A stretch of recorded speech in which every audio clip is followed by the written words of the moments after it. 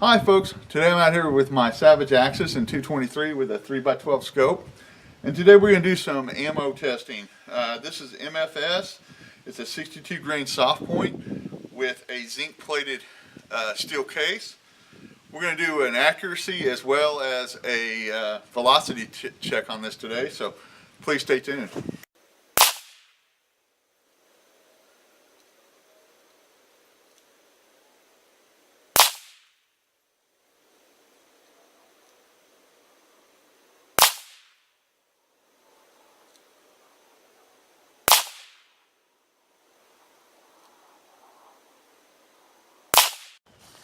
That was the MFS 62 grain soft point. I'm going to put that pattern at about 3.5 inches.